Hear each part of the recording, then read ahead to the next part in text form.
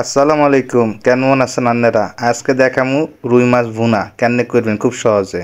প্রথমে হলুদ গুঁড়া মরিচের গুঁড়া দিয়ে রুই মাছগুন একসাথে করি রাখি দিবেন। এরপর এগুন মাখিয়ে নিবেন সুন্দর করি। মাখানোর পর এগুন কিছুক্ষণের জন্য রাখি দিবেন। এরপর একখানা গরম তেলের মধ্যে রুই মাছগুন দিতে থাকবেন, একটা একটা করি রুই মাছ দিতে থাকবেন। রুই মাছগুন কড়া ভাজি সুন্দর করে কড়া ভাজি যখন হয়ে গেছে তখন এগুনরে উঠাই ফেলবেন। উঠাই সেই তেলের মধ্যে পেঁয়াজ কুচি দিয়ে দিবেন, একটু রসুন বাটা, লবণ, হলুদের গুঁড়া, মরিচের গুঁড়া, লগে জিরার গুঁড়া দিয়ে এগুনরে নাড়িচাড়ি লইবেন। নাড়িচাড়ি কষায় যখন মিশি যাইব এগুনের মধ্যে কিছুক্ষণ নাড়িচাড়ি নেবেন। আপনারা যারা যারা আর ইউটিউব চ্যানেলকে সাবস্ক্রাইব করেন না সাবস্ক্রাইব করে দিবেন। এখন হালকা একটু পানি দিয়ে লইবেন, দিয়ে এগুনরে আবার একটু কষাই লইবেন। নাড়তে থাকবেন নাড়তে থাকবেন নাড়তে থাকবেন। নাড়াচাড়া যদি মন মতন হয়ে যায় তারপর এগুনরে একখানা আঁচ দিতে থাকবেন।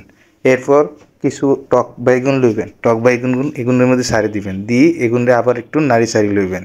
নাড়ি চাড়ি এগুনরে সুন্দর করে রাখি পর এগুনের মধ্যে আপনারা সুন্দর করি রুই মাছগুলা ডালি দিবেন। ডালে দিয়ে আস্তে আস্তে করে এগুন নাড়তে থাকবেন। নাড়ি মশলাগুন রুই মাছের মধ্যে ভরি দিবেন।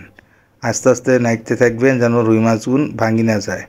আস্তে করে নাড়ি চাড়ি এরপর এগুলি সুন্দর করি আপনারা রাখি দিবেন কিছুক্ষণের লাই। এরপর যখন আপনারা দেখবেন যে গুন সুন্দর করে মশলার মধ্যে ভরে গেছে তখন কিছু কাঁচামরিচ এগুনের লগে অ্যাড করে দিবেন। কাঁচামরিচ দিয়ে হালকা হালকা করে নাড়ি চাড়ি রাখি দিবেন।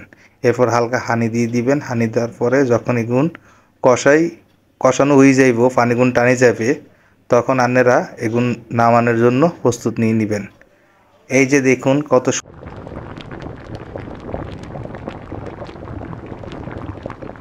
হয়ে গেল সহজ পদ্ধতিতে রুই মাছ রান্না।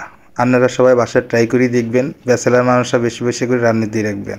থ্যাংক ইউ, ধন্যবাদ।